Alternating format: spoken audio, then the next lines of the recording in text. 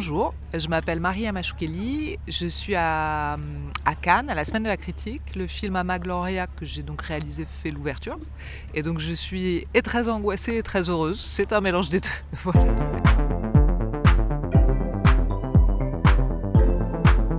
C'est l'histoire d'une petite fille, très petite. Elle a 5 ans et demi, 6 ans, qui s'appelle Cléo, et qui a été élevée toute sa vie par une femme qui s'appelle Gloria, et qui est ce qu'on appelle une nounou, sa nounou. Et elle doit retourner au pays, refaire sa vie là-bas, et élever ses enfants qu'elle n'a pas connus. Parce que comme beaucoup de femmes qui sont nounous, souvent elles viennent en France ou en Occident, élever les enfants des autres sans pouvoir élever les leurs.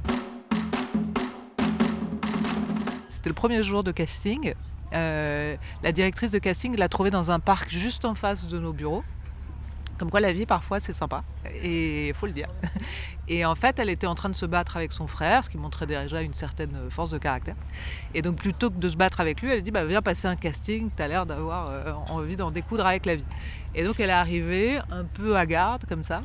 Et en fait elle avait beau avoir 5 ans et demi, elle était toute petite, vraiment elle était toute petite. Je sais pas, je la regardais, je me disais il y a une rencontre en fait.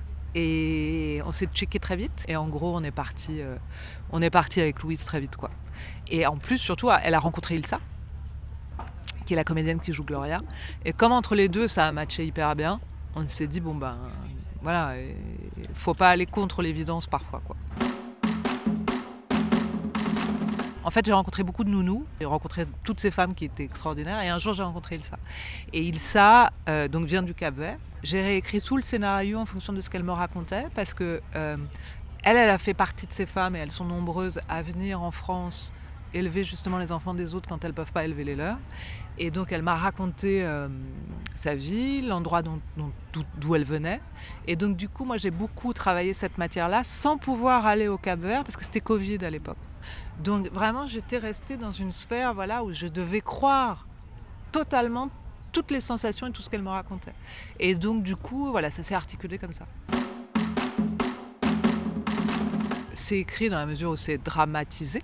Et après, moi j'adore me reposer sur ce qu'on me raconte, parce que je trouve que du coup il y a une vérité qui émane de ça, mais qu'il faut un peu ciseler, quoi. Et puis surtout, après c'est le dispositif de tournage qui fait qu'en fait on rentre dans une matière documentaire, parce que quand on arrive au Cap-Vert, il y a très très peu de films qui ont été faits au Cap-Vert. Enfin, il y a beaucoup de documentaires, mais très peu de fiction. Et on est formidablement accueillis.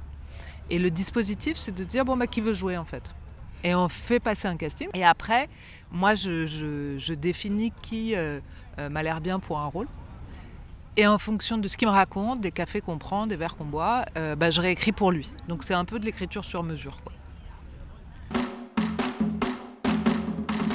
Je crois que le film, il fait un double trajet, je crois, qui est une émancipation des deux. C'est-à-dire à la fois, Gloria revient dans son pays pour récupérer, entre guillemets, sa vie, sa légitimité, être son propre patron et élever ses enfants. Et une enfant qui apprend à grandir, c'est-à-dire à vivre seule. Voilà.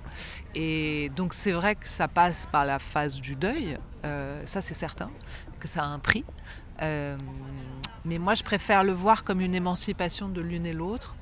Alors certes au prix de l'amour, mais il faut se dire qu'il y a quand même une note positive à tout ça.